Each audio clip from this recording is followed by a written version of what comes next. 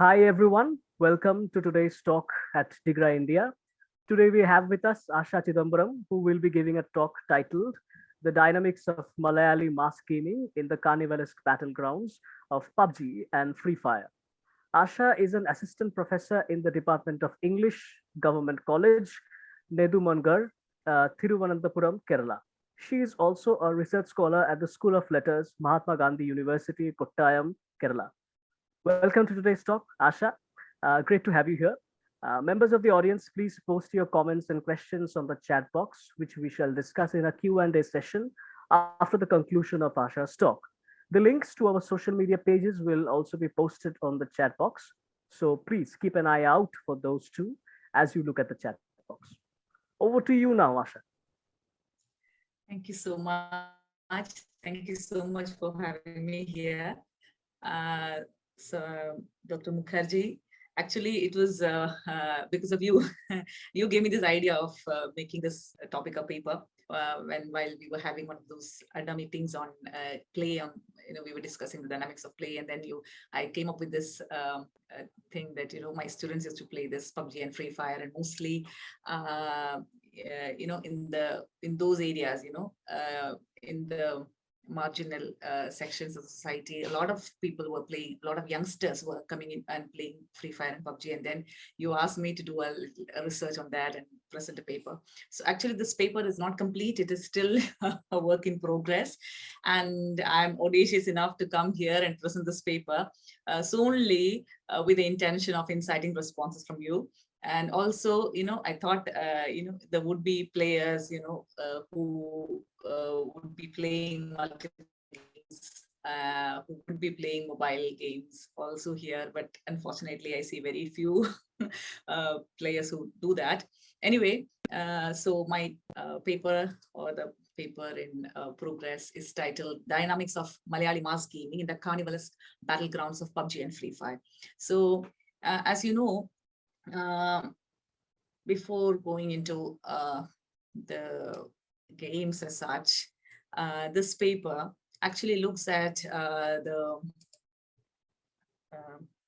a brief history of the gaming scenario in Kerala. So when you talk about the history of games in India as such, it is a little problematic because research is still going on.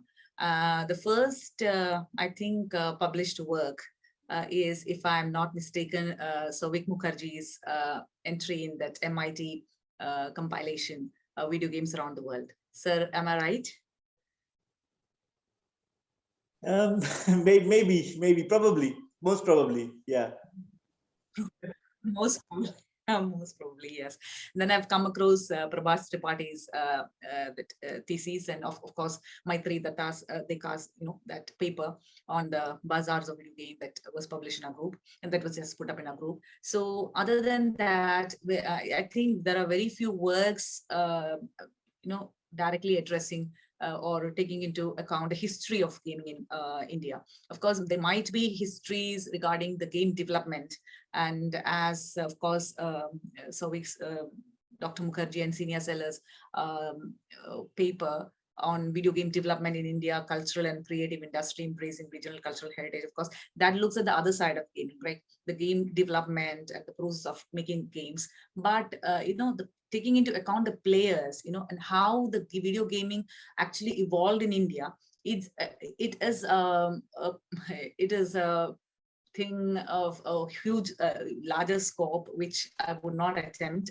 But I would. Just to yes, sir? quickly interrupt you, there is a book called Developer's Dilemma by Casey O'Donnell, and there is an essay, How Do You Say Gamer in Hindi, by Adrian Shaw. These are both kind of, just after my initial article entry. And then I have another longer chapter in another book in 2014.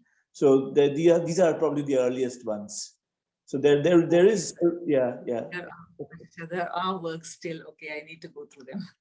Right. So I am actually focusing on a brief, it's just a brief look at how gaming evolved in Kerala. And before that, I would just like to tell you that I would like to disclose that I am not an avid gamer like most people in this group. I came into gaming accidentally and as part of my research. So I was prompted into doing research in games while my cousins were playing Assassin's Creed, and I saw the sort of rich world out there, and which was worthy of reading and making meaning of. So that is how I got initiated into research. But otherwise, the way I work around, the way I do my research is mostly through online surveys and interviews. I interview a lot of people, and recently I've started also playing games. Like I was telling Sovic, I'm now playing Assassin's Creed and all. But this paper, as well as most of my research, is based on online surveys and interviews. So this for this particular paper, survey is still on the go, which has come up with some conclusions that I'll shortly share with you. So now, again, going back to the brief history of gaming in Kerala. So if you look at the history of games in general, as we all know, it had its genesis in America in the so-called military industrial complex, and then how it got into the big, entertainment business there, and how it got on to, how it crossed the Pacific and it reached Japan. And these two countries were, for most of the time during the 70s and 80s, they were holding hegemony over video game production and even consumption to a large extent. Of course, all those countries which had exposure to American, cultural products of those times, of course, they were aware, or very few people, I mean, those very privileged people who could actually afford these very expensive and, technologically ability gadgets, they could actually play games. Otherwise, and the rest of the world, especially in regions like India, we had no idea.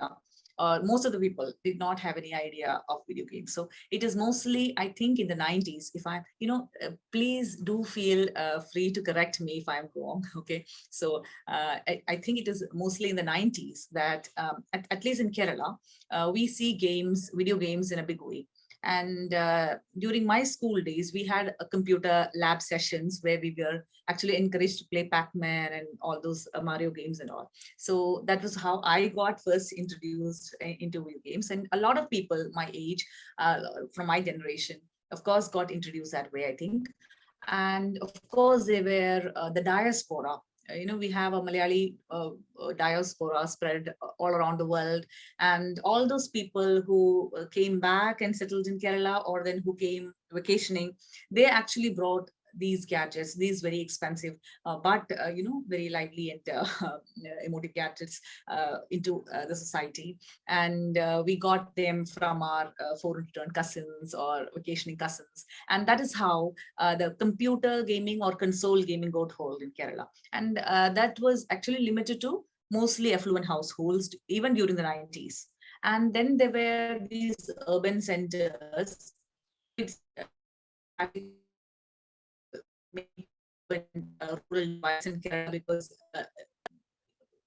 if you actually, Kerala is semi-urban throughout. If you actually look, it's just a long strip of land, and almost every area we have, it's connected, and whatever connectivity is available for all. I mean, it's a blanket statement to make, but still. So, but still, there were these gaming centers were markedly, localized in areas like Kochi or Trivandrum. So in those gaming centers also, there were these computers and consoles which people could access to. But they were mostly, these upper class or, privileged children, mostly children who were English educated, who could access these games and who played these games. And then there were these local games, locally assembled gadgets. So then the gadgets that you could get on the, duplicate market, you could get the Nintendo duplicates that you could get, and then people played them on their connected to their TV screens or computers at home. So all these things, this was a scenario in the 1990s in Kerala. But with the 2000s, with the the turn of the century, as it has been in the rest of the world and rest of India, we see a very market change in the way people came to know about video games. People started playing video games and all that. So with 2008 onwards, with the percolation of smartphones and with the internet connectivity, these people started playing casual games first. They started with Angry Birds and Candy Crush and all that. And then later on, this Clash of Clans, this is a point of disruption. I mean, because this is where things started.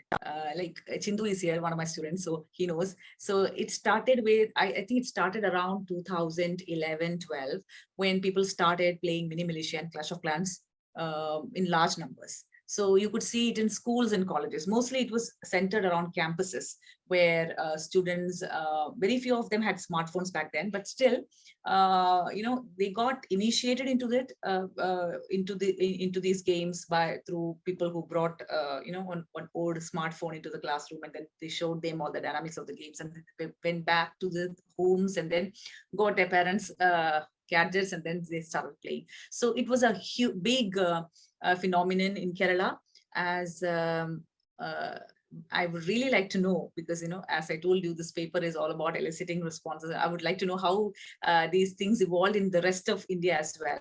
So could we see a similar trend in the rest of India, in parts of, like, most of people here are from Bengal? So was this Clash of Clans and Mini Militia a huge rage in your regions as well? Can I ask a question? Can I get there to ask a question? I don't know about Mini Militia, but Clash of Clans was pretty big. Orithro, what do you think? I mean, both. Yeah. Clash of Clans and Mini Militia, both of them are pretty huge. Okay. I mean, Both of them even were in pretty our big in classrooms, schools, especially.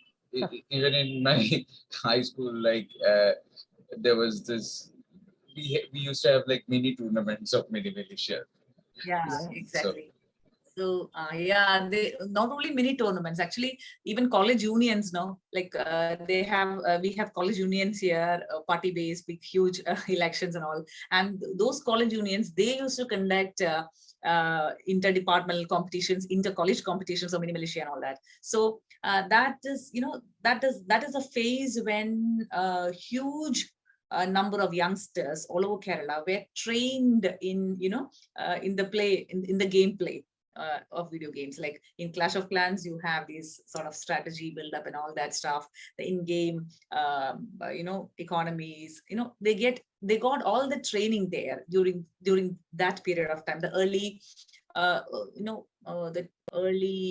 the beginning half of the second decade of, can I say that, 21st century. So in the time till 2015. So starting from 2011. So, and the Mini Militia taught them all the shooting skills and, all the, shooting gameplay and everything. So they were ready when Free Fire and PUBG came in 2017, they were ready to play the game. And I think that is a generalization that I would dare to make. So they were ready, they knew how the game worlds operated, and in 2017 and 18, of course, the number of gadgets, the smartphones, pale in comparison to the number that we have post-COVID in 2020.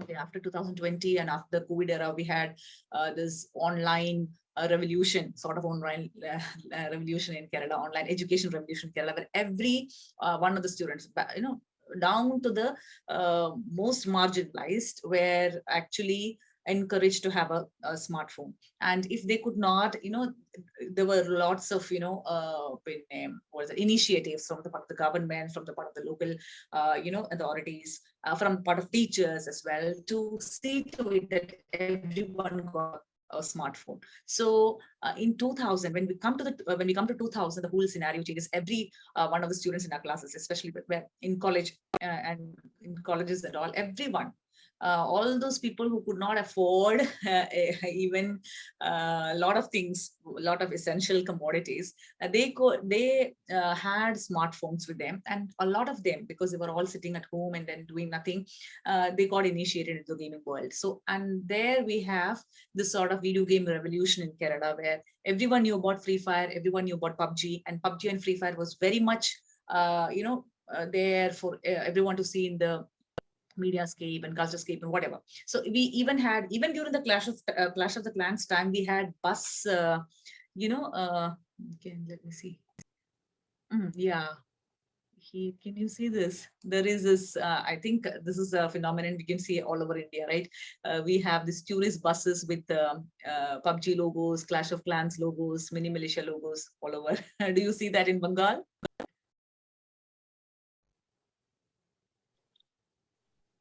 Really, but like in case of PUBG, there was this kind of poster, but It was I don't okay. think Okay, that much. So Asha, I have a question. Yeah. There are no Yes, women sir. in here. All the photos, show men. So what about the women? I mean, are there no women playing these games? Very much. See, this is a this is a photo that I took of my students when they came to my place, and I made them play the game there. So you can see this. This is Sneha. She is one of my students, and she is an avid game player. And then I can show you another one. Wait, this girl. Can you see? Can you see her? I think I have pointed my cursor on her. Can you see this person on screen? Yes, we can see. Yeah. Her name is Gauri, and she has a streaming channel called Asha Gaming, and she's a very active gamer, and also she sorts of what do you call people, there are gaming events which she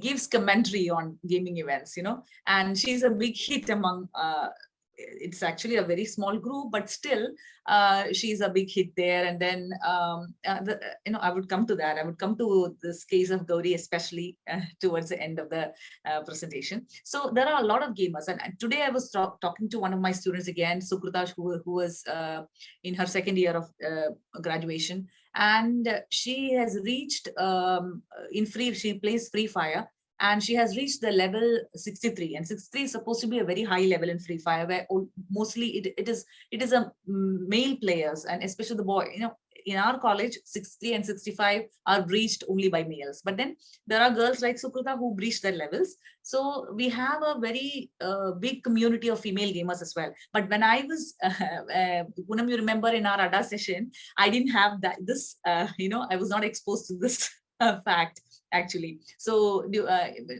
actually just a few months back, I never had this idea that girls played these games, especially these multiplayer games, in a huge way in Kerala, and they were very good at it also, and they were actually monetizing. They were creating their own streaming channels. They were creating different sorts of content, like as I told, this Gauri, she does commentary for online tournaments and all that, and then she even posts personal videos of her own. She's a very good singer, she's a very good performer. So one last question, Asha. Is it what language do they stream in? What language do they use? Is it English or is it Malayalam? It is in Malayalam. It is in Malayalam. Okay, interesting. Very interesting. Thank you. So it is in Malayalam that they do all these things, and that is why I was very curious to know about the trend in other states as well, whether these sort of things happen. So I was just talking to one of my students, Vishnu. He has a lot of friends from UP, Bihar, and with them he plays PUBG. But it is a phenomenon that is not actually very popular with Malayali gamers. Like when Malayali gamers, they play games, they do it mostly with Malayalis only, and especially with their own friends. So they go on squads with their own friends, and very rarely do they go on squads with other gamers from other states because of the language problem again. So, but Vishnu he plays with his friends from UP and Bihar, and then it is I think I got a very different picture of the scenario there, that these sort of games, yeah, people do play them, and it is mostly localized in schools and college campuses. It doesn't spill over to the larger society as well, in general. And but contrary to that, what we have in Kerala is, yeah, of course, lots of students. It is mostly, if you take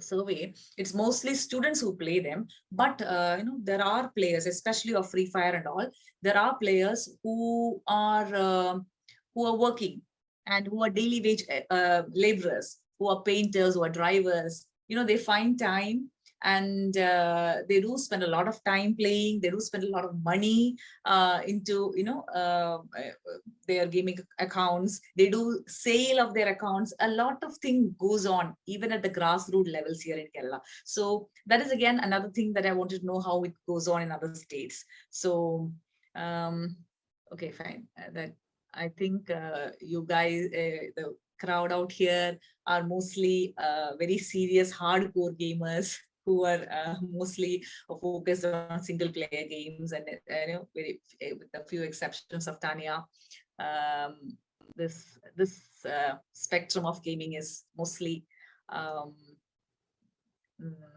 what should I say, is out of your, can I make a generalization like that? Not really, Asha. There are lots of like multiplayer gamers, and also in the DiGRA India as well. I am now old. I'm probably I think triple the age of most of the people here. But I used to be a multiplayer gamer as well back in them days, from including World of Warcraft and all kinds of things, and even Counter-Strike, where I've died like so many times I can't even imagine. But yeah, so there's quite a lot of kind of multiplayer gamers here in Bengal. And Ochinto, who is a part of the talk here, is actually researching PUBG gamers in Bengal. Okay, I remember him presenting a paper in the last DiGRA conference. He did a paper on PUBG players in Bengal, right? Yeah, okay, I remember. And then, sir, I again now coming to this. Okay, so when I call the battlegrounds of PUBG and Free Fire as Carnivalesque Battlegrounds, I would like to make this very I hope, I think I'm right when I make this distinction between the battlegrounds of, or the the game spaces of, like Counter-Strike, or say a Call of Duty and all that. So there you see, yeah, there are multiplayer games. You have people coming in together and doing missions, but the sort of aesthetics, the sort of game aesthetics you have, this game sort of gameplay is very different from that we see in PUBG and Free Fire. Of course, they also these are all shooter games, cooperative gameplay. That is what fuels them. But the sort of aesthetics here, as opposed to the sort of aesthetics that you see in those games, but those are very serious missions where you have terrorists and counter-terrorists, defusing bombs and all that. It takes place very seriously in the sense that you have this soldiers in the uniforms going on missions, and whereas on the contrary, when you come to Free Fire and PUBG, you see very colorful worlds out here. So this is also a shooting game where you kill people, but blood comes out as green, and you have different avatars, very colorful avatars, which you customize, which you spend a lot of money to dress up. And this is a sort of what is it, there is this very carnivalesque ambience about the whole gameplay. And it is not only the gameplay, it is even after the games, the sort of the content that they make out of these games. I would like to show you some of those like to show you some of the videos. Like, see the cursor that I've pointed to is a scene from one of the movies. So the movies, this one that I'm again, this is one of the performances, live performances that they've made out of the PUBG. The videos that they make out of it, the trolls, the memes that they make out of it. You know, they're all so lively, and then they are they garner a lot of views, and they actually make these worlds, more what to say, worth so this spillover of these game worlds into the the larger mediascape, like when you open these things feature themselves in films, in TV, in TV shows, and lots of videos are made out of it. Not only the gameplays, but also with regard to their avatars, how they dress up their avatars, how they do the dances, and all these things. Instead, like after tournaments, you can see a lot of things coming up in WhatsApp status, as WhatsApp status, as Instagram stories, and all that. So all these things very lights up this mediascape, especially the areas where these youngsters spend most of the times. They hang out in a big way. And I think another conclusion that I've drawn out of this, these observations are that these worlds of both PUBG and Free Fire, they align mostly to the East Asian modes of play. These very social,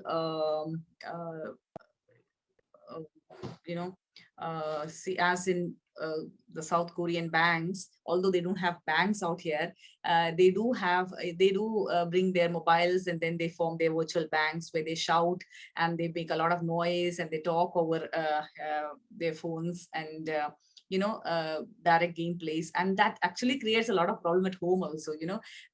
Lots of complaints come because we're teachers. Lots of complaints come that they're using their mobiles to play Free Fire late into the night, like the whole night they play and they sleep only at 4 o'clock. So these sort of things that they especially during the COVID times, how they kept this gaming communities together, and the different modes of play that you see there is as different from the Western modes of play, as I told you before, like in Counter-Strike or COD and all. The most more serious modes of play give way to more fun elements here, and the sort of lively aesthetics that they use, the colorful costumes, the colorful skins, and the pets that they come along with. All these things add multiple dimensions to these gameplay and scenarios. And then also another thing to be noted is that when you play Counter-Strike, or when you play Call of Duty,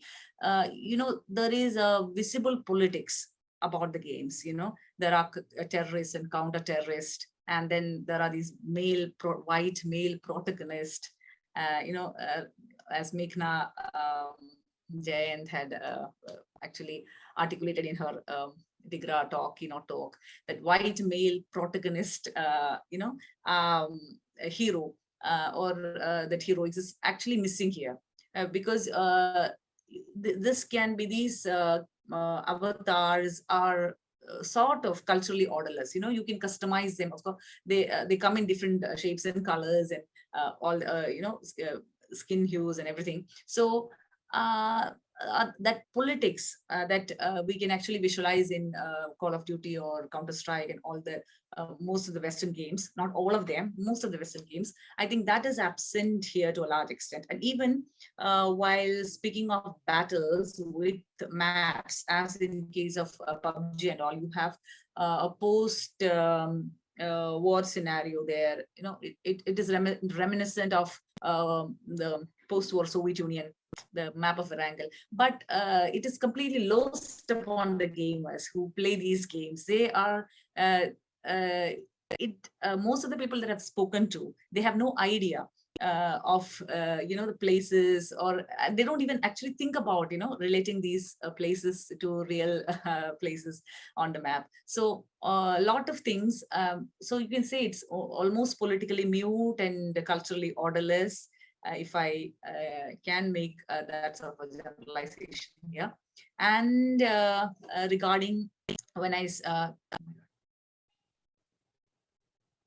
so in conclusion, actually, it's really not a conclusion because still my paper isn't, I'm still working on it. But to end the topic, again, I would like to bring this particular thought that can we call these Carnivalesque battlegrounds an inversion or subversion of sorts, because as you see, these bring in an East Asian sensibility, an East Asian mode of play into them, and the inversion of these white male protagonist gameplays and gameplays aimed at particular missions of exterminating your enemies and all. Even the same thing happens here. You exterminate your enemies and you become the last man standing, but still it is done in a very different way than you see in, I think, the games of the West. So that is where I would like to end. Before again, as regards to the gamers with whom I personally did interviews, what I could find out was that their in-game avatars mattered a lot to them, as it happens with all the gamers around the world, of course. So they've spent a lot of money, they've spent a lot of effort dressing them up, getting the skins, opening the crates, and getting the in-game merchandise and everything. And also with people like Gauri, they take it to another level. In fact, they fuse their on-screen persona with their off-screen ones. Like she is a gamer. She is Isa in her online avatar. But a lot of Gauri also seeps into that persona, because she is a singer and she does videos outside. She wins singing competitions and all that feature in her videos. So a lot of such things are also very, it's happening in this very colorful world of Free Fire and PUBG. And I think I'll stop there. Right. So Yes. thank you, Asha, for that lovely talk. I now open this talk to the Q&A session. Let's see what the chat box holds for us. So I remember Ochinto probably raised his hand during the talk, but I noticed it very late. So sorry, Ochinto, but he has written in the chat box that mini militia is frequently played by many government employees, uh, some of whom might be his friends. So Ochinto, would you like to elaborate on this? Would you like to say more about this?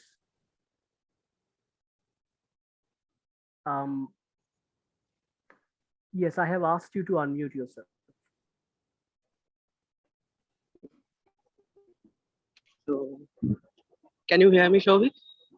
Yes, I can hear you. Go on. Hello. Go Okay, on. I can so hear you. my question is to Asha. So, Asha, hello. Yes, I can hear you, Aritu. Asha, so I just wanted to know about the interviews that you have uh, you have uh, uh, you have made some interviews, right? So Yeah. how did you approach towards the gamers or players? You know that I am working on also the I am also working on people who are just randomly play who are just randomly playing PUBG in roadsides or in other places. So I am facing some difficulties or problems, like whenever I try to talk to them, they are so busy with their playing that they just totally ignore me. So how did have you faced such problems, or if you have, then Now how could you just this is talk to them?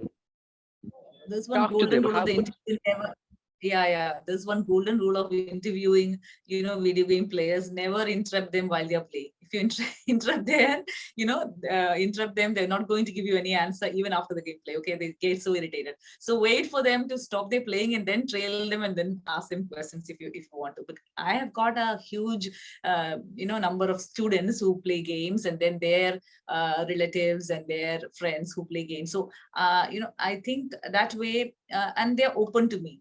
Whatever I ask them, even the shady sides, they're not very wary of disclosing. They disclose things. So and I make mostly phone calls rather than directly go and interview them.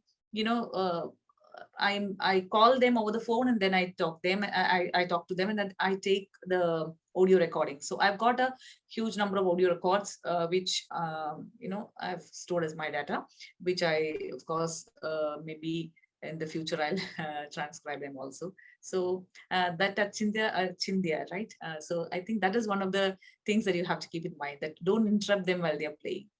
I don't think anyone would like to be interrupted while playing. Even when you make the calls now, when they're playing, they'll unceremoniously they'll cut you off. Even if you're the teacher, they might respect and love you a lot, but still when they're playing, they'll not respond to your calls. And you have to respect that. Their gameplay matters to them most when they're playing. So I think that's it.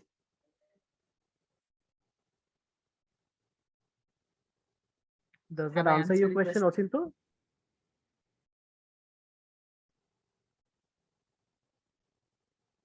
Oh, he can't unmute. Okay. Yes, you can unmute yourself now, Ochinto. Yes. Definitely. Thank you, Asha. And it's very interesting. Actually, Ochinto, it's very interesting that you happen to see people who are playing games on the roadside, right? So I am on the lookout for people like that, but I never find them here in Kerala. So that was what I was asking. Is that sort of scenario very common in Bengal? You're from Bengal, right? People playing games on the roadsides? Yes, it's quite common in here.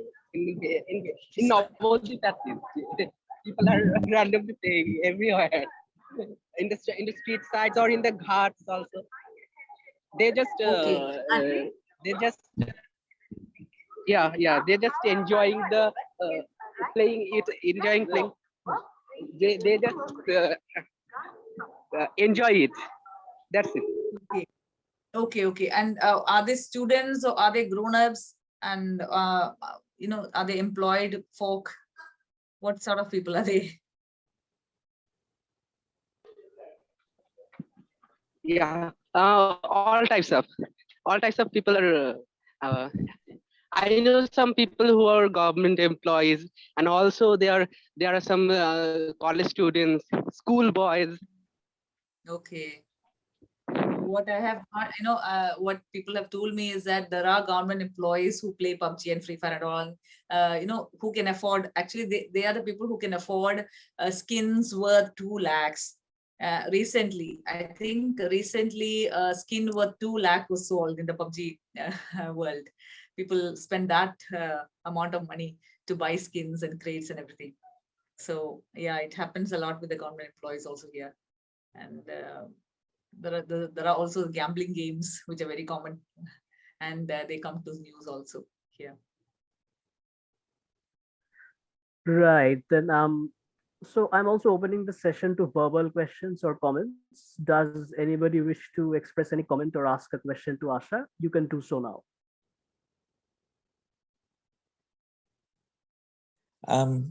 So Asha, thank you for that fascinating presentation.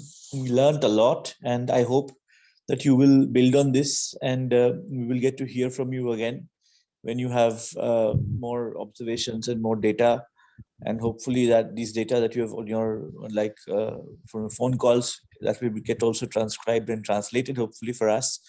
But my question is a very fundamental question. Let me play devil's advocate here.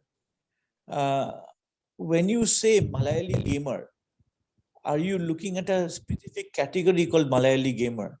How is a Malayali gamer different from an Indian gamer, for example, or an RPG gamer?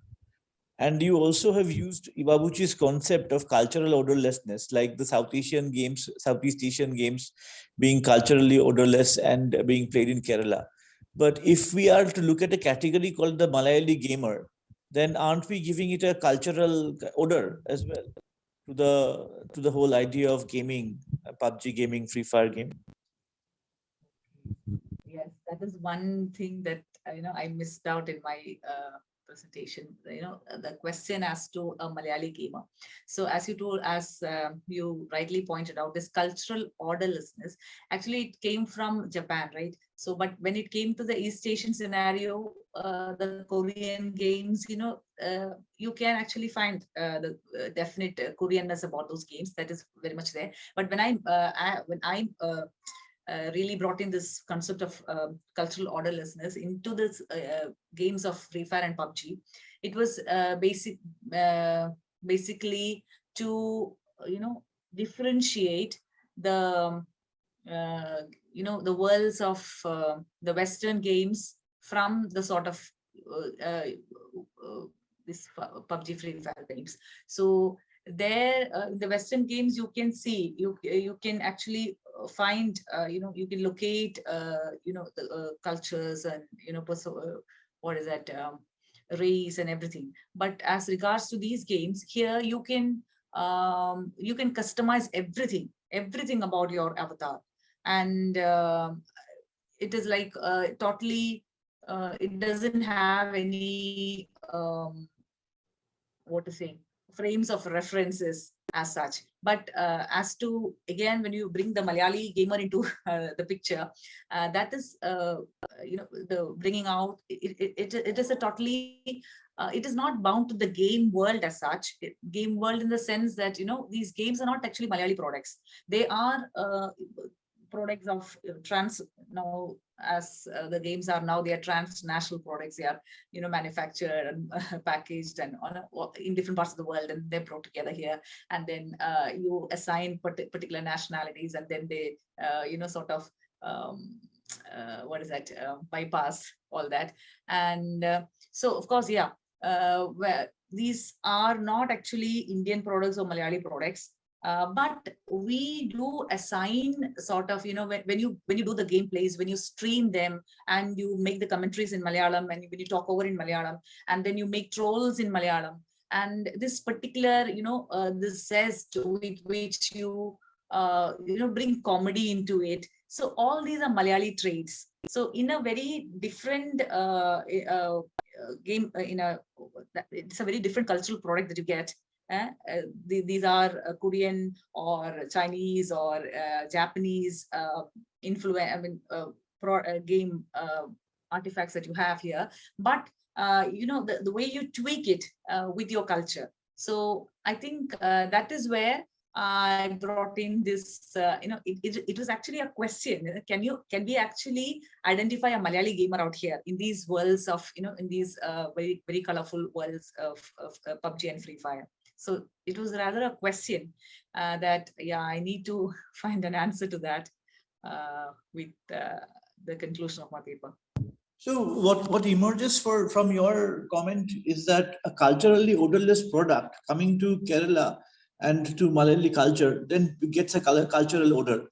So that's I mean, if you are looking at it as being based on language, culture, on kind of shared cultural traits, like you said, comedy and other things, in jokes, then it's actually getting a cultural odor. So I think it's an interesting phenomenon to study, really. That's something that comes from supposedly a culturally odorless kind of scenario from, let's say, Japan or Korea or China, and then kind of gets a distinct cultural kind of flavor, which can then differentiate it from gamers from the UP or Bihar or Bengal. So this is something that maybe one can think about a little more. I would also like to ask you, like when you were playing these sort of multiplayer games like COD and Counter-Strike and all, where did something on these lines work out in your gameplays and your gaming spaces? Did you? because I was playing them with international players, like people from different parts of the world, and often I think the only way they would find out I was Indian was because of my slow bandwidth. Because of my low bandwidth. Back in them days, we did not have like high speed computers, or not always. So that was one thing. But sometimes we played with Indian gamer groups as well. So it didn't work out like that with me. But this is because a different game, a different kind of scenario. PUBG is very different because it's carried on mobiles from hand to hand, like so. A different kind of scenario. Okay, and now that you mention, actually there are a lot of players like you also in Kerala who play with international audiences, who speak English better than Americans or Britons. They are a different category.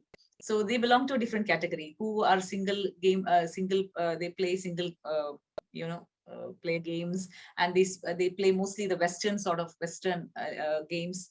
And the Malayali gamer that I'm speaking of here is like, I'm just bringing myself to that conclusion.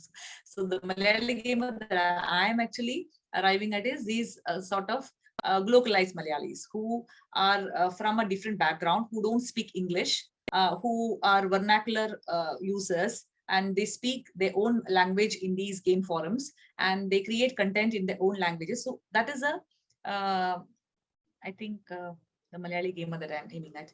I have a problem with that, in the sense that, when you say that they're playing Western games, all of these games are Western. I mean, now PUBG is marketed by a Western company. It was earlier made by Tencent, and the characters in PUBG, they're not kind of really East Asian, or they're also kind of, many of them have blonde hair, and the avatars are very often very white. So how are we differentiating them from Western games per se? Could this not happen with Counter-Strike, for example, which is made by Valve Software, which is a Western company? So can this not happen with Counter-Strike? Is this kind of unique to PUBG and Free Fire? This is also the thing to think about.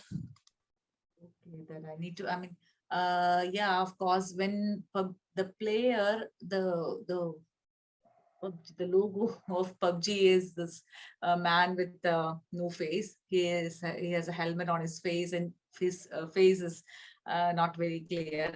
But you see that he has white skin. But the sort of avatars that our gamers, our players, our kids that they make of, they are totally different. They are not really those blonde, blue-eyed, white male protagonists. They skew them very differently. So that is the difference. As PUBG progresses, like as it has evolved during these years, it has become more diverse, and the sort of avatars that these people make up have become very very diverse, and it's almost unrecognizable from the earlier avatars. That is what I felt. And especially in Free Fire, more than PUBG, it is more manifest in Free Fire, where you have hybrids, animal human hybrids, and all that things. They make avatars like that. Crossing as well, right? A game like Animal Crossing, which we don't get in India because it's expensive and it was on Switch, but that also has animal hybrids. But there are also other games which have animal hybrids. I can't think of them at the top of my head, but I'm sure there are. I remember in like 2 or 3 minutes that have animal hybrids, which are Western games and which people can play with online with other people. So what I'm thinking is that, what is maybe one needs to think about what is the special cultural kind of element here that is kind of making it so different and so unique. So how are they different from the Western games, right, sir? Is that what I need to answer? No, this is. You don't need to answer it. I'm just kind of making an observation that Western, when we use the term Western game, is See, I mean, no games are, no I won't dare to call them Western games, and these are Western games and Eastern games. You cannot make a generalization like that, I think. All I would like to say is this, the special aesthetics, the sort of aesthetics that these game spaces have evolved with their avatars and characterizations, their skins. okay, I mean, all I'm saying is that this category of Malayali gamer is an interesting category to think about. I mean, as opposed to an Indian gamer or an RPG gamer or whatever. I mean, when you're saying Malayali gamer, then that needs to, I think there needs some more qualification there. What makes a Malayali gamer? If you are a Malayali, if you live in Kerala, do you become a Malayali gamer automatically, or is it something else? Or all of these things really, or is it some games that you play specially that make you a Malayali gamer, or are some games more conducive to creating an identity of Malayali gamers? These are questions to think about. Okay, I think the last one, some games are more conducive towards making this particular Malayali gamer, and when as I mentioned earlier, this particular group of Malayali gamers, it's different from the other ones, the earlier ones, the old school Malayali gamers, or the old school gamers who played these single player games or the big computer games, and they spoke in English, and they they were very well versed in English, so that is why they could play the games. Whereas when you play these games, these mobile games, you don't need the knowledge of English. You don't need to converse in English. You can do it in your own languages. So there are two, if you look at it, there are two groups of Malayali gamers again, two stratas, the old school and. I mean, you can actually make an entire paper out of it with this new stratas of, I mean, regional gaming, basically. Is there something called regional gaming? I mean, then let's say, then that brings us to bigger issues, like will PUBG being banned in India have the same effect in every state? All of these things kind of come in. I'm just trying to make it, make it bigger really in scope, because will it have more effort? To be honest with you, I have not seen any PUBG ads in Bengal on the buses, right? But there might be a few, I'm sure. But Bengal and Kerala, we share quite a lot of things because we have had a communist government for a long time in Bengal, but they're now no longer. And then there are other kind of things as well that but there are differences as well. And it's interesting to see how gaming has kind of taken on. I mean, because I'm also kind of intrigued to see if Bengali gamers refer to the Bengali film industry, Bengali films. While maybe Malayali gamers in Kerala, they probably have a culture of film, that they will refer to, or they'll compare themselves to a film hero or something like that while playing PUBG. So all of these things I'm just kind of curious that how is it working? Because gaming is considered to be a universal thing. Everybody is a gamer, and like everybody games in a similar ways. These are assumptions, but these assumptions are the ones that you're trying to break here. So that's why I'm kind of saying that maybe we need to rethink, like following your logic, then we need to kind of relook at things. But from what angle? I think I need to look a bit more into things, to get a very clear picture of all that. Hopefully, when I'm done with my paper, I'll come up with more concrete observations regarding that.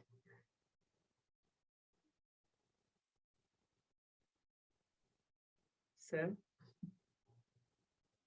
Yeah, but it is very interesting. It's a very interesting thought, really, to to move out from kind of thinking of gaming as a universal cultural activity that everybody shares in. I mean, to kind of looking at individual kind of or specific cultural instances of gaming, and it isn't necessary. If there is Malayali cinema, then why cannot there be Malayali gaming for that matter, or Malayali? That's what. Yeah.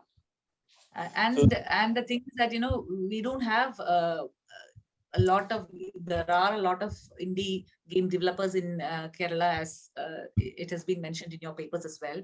So, but as regards to when you really say Malayali game, when you call you just cannot say Malayali when you Malayali video games, like as you say Malayali films, you cannot, I think,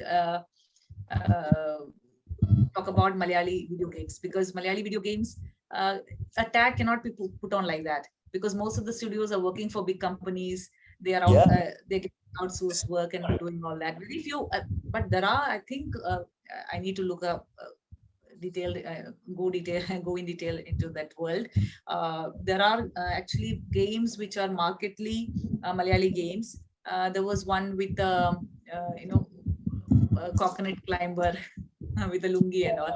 So I remember seeing that. So that sort of games are there. But then when we speak about now in this present scenario, when we talk about Malayali gaming, it's mostly the Malayali gaming communities that we speak about, rather than the Malayali, communities. For example, let us say, I am now in Finland, and there are people in Finland who play these games. I'm sure PUBG, Free Fire, or some other games really. But will they play the games differently from the way that people in Kerala will play them, or the people in Bengal? Gameplay, I think, sir, it is universal. You cannot do anything with that. The game, it is it is already.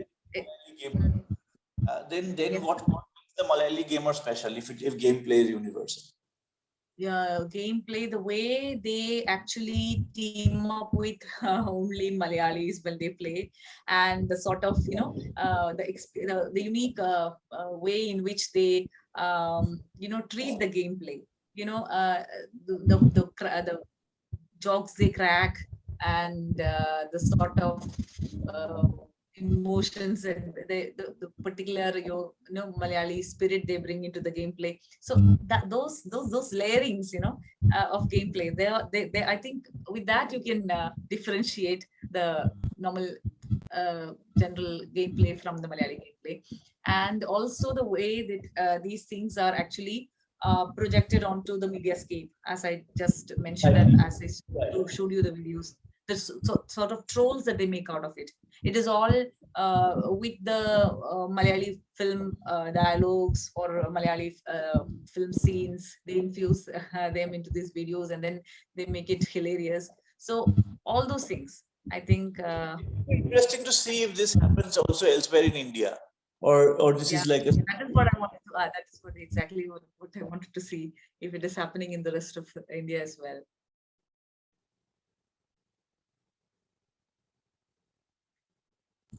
Thanks a lot, Asha. Thank you very much for your answer. Thank you, sir. I hope I answered you. Right. I think we might have some time for any further questions or comments. I'm seeing some activity in the chat box. Ochinto had written that some of his students play PUBG, probably I think he means, and spend their pocket money to buy gadget and other objects. So the nature of PUBG players are quite diverse, and in Bengal, and he has seen wage laborers playing PUBG. Right. That's an interesting observation, Ochinto. All right then. Okay, I'll go to the next observation then. Orkoprato Chaudhary writes that Disney's Club Penguin was one. I don't get the context for this one. Could you please sort of restate the context? No, I was just talking. Sir was speaking about the multiplayer games which had anthropomorphic characters, human-animal characters, and I was just saying that Disney's Club Penguin was one where people used avatars of penguins and all those things. And that's just also observation. Right. Now I can ask a question, that is, I don't really play games. Yeah, I don't really play games like Free Fire or PUBG. I used to play a lot of Team Fortress and CS:GO once, but these two things are culturally very different, I feel. We're talking about how games can become regionalized, or a regional gameplay variant can emerge. These games like PUBG, Free Fire, these mobile games, they are very heavy on customization and cosmetic customization particularly. So do these games provide ways in which you can, perhaps customize your avatar in such a way that somehow showcases or highlights your regional or cultural identity in any way? From what I have seen, that is very much missing. That regional, adding the regional flavor into the dressing and skins, that is not there. So that is all, whatever is available in the game world, they use it in different ways. And it's mostly the Western modes of dressings or, as you told, anthropomorphic things. Otherwise, using, Indian or Malayali outfits, no, that I don't think I encountered in any such instance in these game worlds where I actually saw. I don't know whether, is it what you have asked? Yeah. Okay. Thank you. No, actually, you made this observation that CS and Free Fire, PUBG worlds, they are culturally very different. So can I ask you, how is it culturally different according to you? Okay, so I haven't played PUBG a lot. Like I have played 1 or 2 matches from someone else's phone. That's all. But yeah, my experience with playing CS and TF2, I was really, I was really into TF2 at the time. I used to play for hours on it. And what happened there is that when we played TF2, we mainly played on international servers with people from all around the world. And the atmosphere there was not really something that I see around me today. Okay, when people are playing PUBG or things like that, I even see children from my neighborhood playing PUBG. They're communicating with within themselves. They're discussing on those things in real life. But when we played those games, there was not really that atmosphere here. In my place, at least, where you could discuss about those things outside of play, or even when you were playing, we were playing mostly with unknown people from different parts of the world, and the communication that we had mostly in those games were regarding getting the objectives and all those things, but nothing outside of that. Nowadays, when I see people playing in my neighborhood or in my town, I see that they're like chatting, they're communicating, and they're making that gameplay a part of their life, part of their leisure. Okay, I think that's how it is a bit different. And also, when we're playing those computer games, I think that only limited section of society played those games, those who had access to computers and all those things. Okay, and it was mostly an urban populace.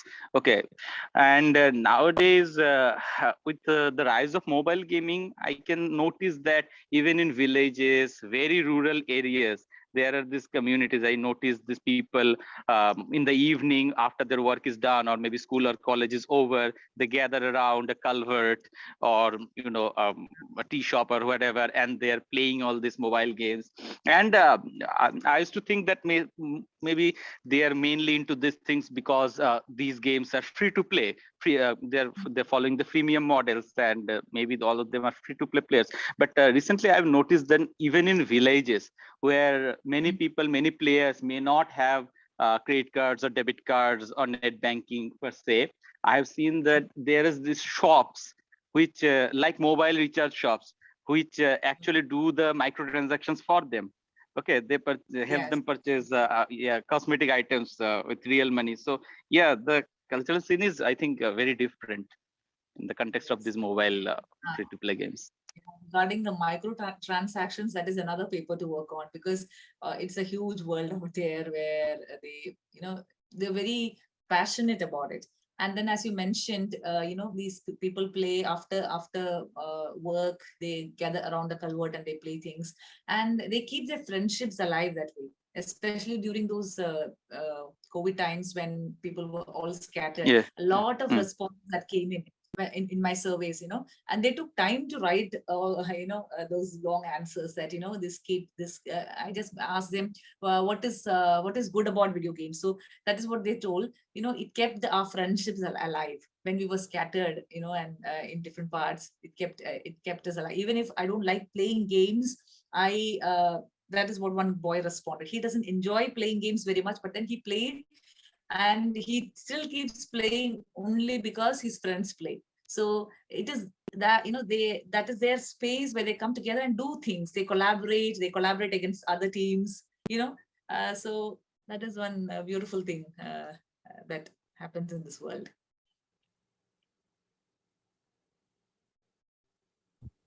I know a few years. Boyfriend on PUBG. Yes, sir?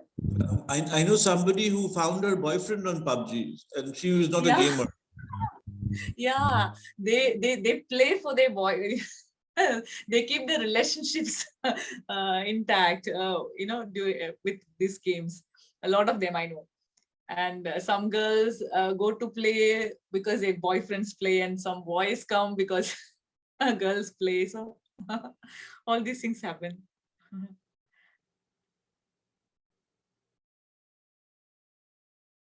Hopefully, in the future, there would be marriages happening in these space so as well. Well, actually, this girl has gotten married to the guy. Oh, great. That's great.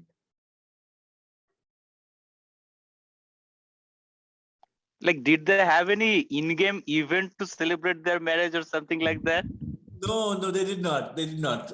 But that did not. But they met and then they married after COVID. Okay. But there are lots of instances like that. No, it was during the COVID times. People came together for funerals. Which was a game? Like they celebrate. They didn't celebrate actually.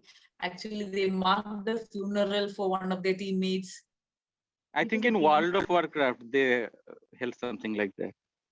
Okay, yeah. If I remember correctly. Yeah, and that funeral event was raided by another team or something like that, an opponent team, and that got a lot of backlash because they didn't respect the austerity of the funeral. It gained a lot of media coverage at that time. Someone may correct me if I'm wrong. I don't play World of Warcraft myself, but I read about that. Right.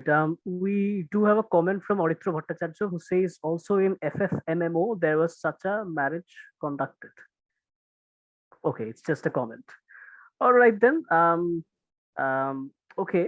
So since there are no further questions or comments that I can see incoming, so I think we are near to our conclusion. Perfect. That's great.